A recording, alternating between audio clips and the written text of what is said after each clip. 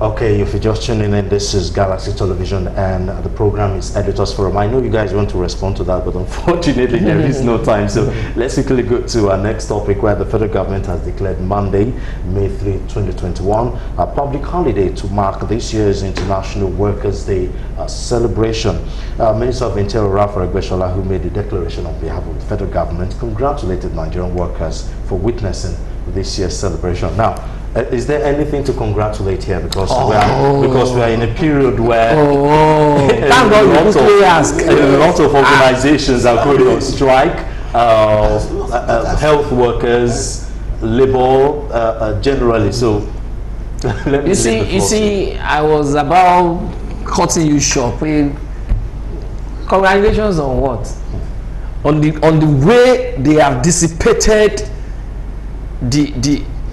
the aura of workers in this country. There was a time that this cousin of mine who said some times ago, he said, everybody dole. That is, they turned everybody working to lazy people. Why? Because what they are paying you, what you are supposed to take home, is not even, it will not even go home with you. Because along the line, they have used one thing. Are you aware that NEPA has increased its tariff again? I bought it. I have bought it. And then you saw, I had a minister of power or whatever telling Nigerians that this thing has not been increased. These are issues. But between you and me, I won't lay the blame on government. I will lay it on the platform of the workers, especially NLC. Because over the years, NLC has allowed the powers that be to infiltrate into them. And since then, it has never been the same again. You want to compare the NLC of today to that of Baba Michael Umodu? Since the time of one particular leader, one particular president who now turned out to be a politician, we have seen series of a lot of things happening in NLC.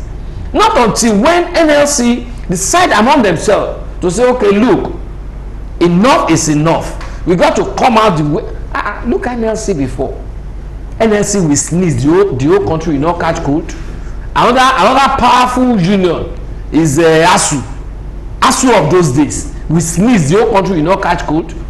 But let either of them go and shit in front of ASU Rock. Even the smell alone, nobody will perceive it. Nobody will perceive it. So not until this union decide to say, okay, look, we want to exist outside government. Let them rejig themselves. Let them call experts. Let labor call experts that can come around and give them a kind of advice towards changing most of their narratives. Do you understand? Because the narratives we have been showing since 1950, the narratives of Papa Michael Umodu cannot work again at this time. You have to change it.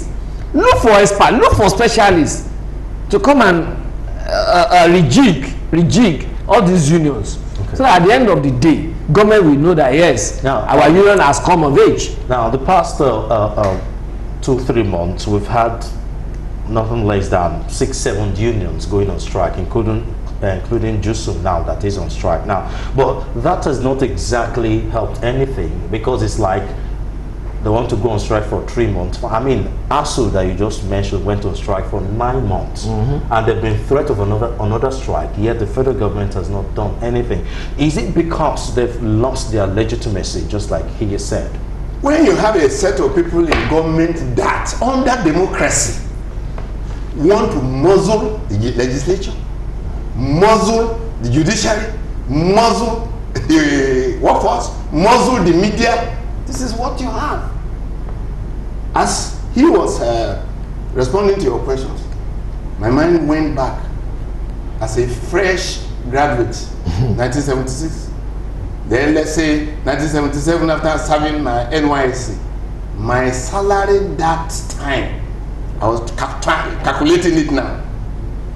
When it was 1 naira, in fact, the naira at that time was stronger than the dollar. 78 come up to $1. As a fresh graduate, I was receiving more than what we have as a 280,000. As a fresh graduate, my first car, I had to make it personal. Toyota panel van, 1979, 3,000 naira. That's interesting. Yes, 3,400. By the time I did everything that was supposed Volkswagen was 1,200 then. Volkswagen. B2. Do you understand?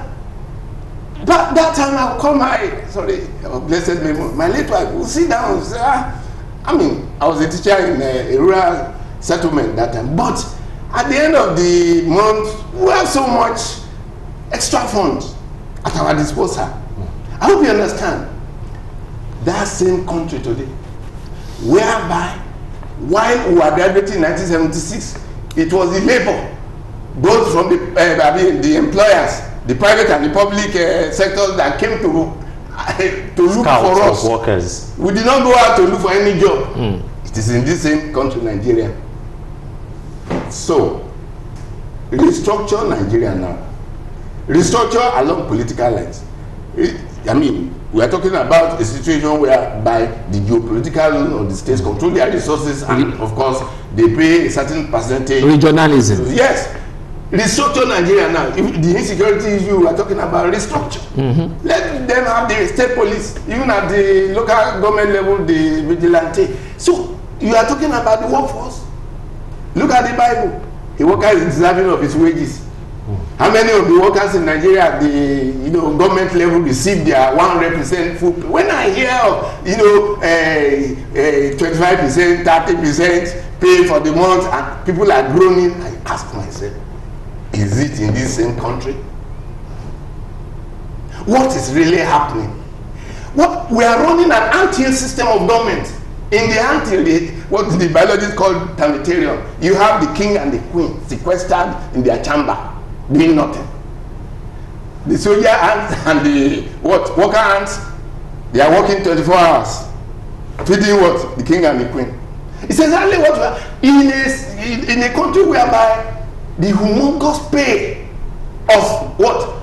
Of our legislator, the political class generally, drew the attention of the economics magazine of the UK in 2010. At the same time, the IMF, they were raising a lot of concern that how you cannot sustain this. It is here with us. The International Labour Organization, ILO, the same thing. They raised alarm that Nigeria's pay structure cannot be sustained, and this is happening in a situation where you have decrepit infrastructure. Power is not stable, no good access roads, no manufacturing is taking place. People who are making mock of the situation whereby in the past you had factories, say in Ikeja here, but those same factories have been taken over by churches, and people go there to pray for what? Job. There's a lot wrong with us. It is structured Nigeria now. So you think restructuring will help instead of strike? You see, no. Let's look at that restructuring. There's one particular aspect of restructuring that is very paramount. Resource control.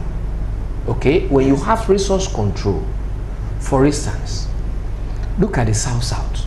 If there is resource control, I'm telling you, you will see South-South, South-East, South-West coming up with modular refineries, for instance. Now, let me ask to that quickly as we round up this topic. Now, I've actually talked about this before, where right now they get a 13% derivative right now, Niger Delta, and even with that, there is corruption even amongst themselves, and they are not well controlling the resources right now. You see, but the little they're having, they're not even trickling it down. That is true to the masses. So what happens when they now get 100% control? That is true. Remember the controversy with the Niger Delta minister for Niger Delta and all that. That is true.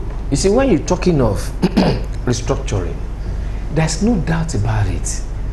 You will see intellectuals, those that understand the difference between eating the cake and baking the cake. You see them coming up.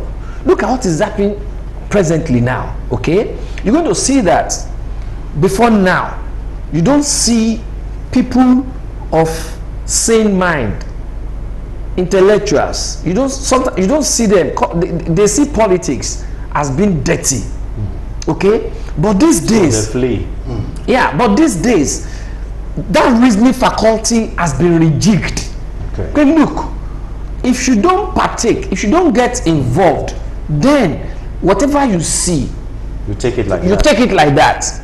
So if you look at the terrain now, you're going to see that yes, some people are coming up. That is one. Two, we are also going to, when you're talking about restructuring too, there are some aspects of our laws that will have to be dealt with.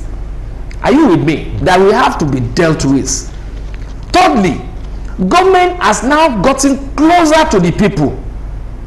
Do you understand? So there is tendency that so many people will now come into it, and then they will now put their eyes. Yes, I want to see what is happening.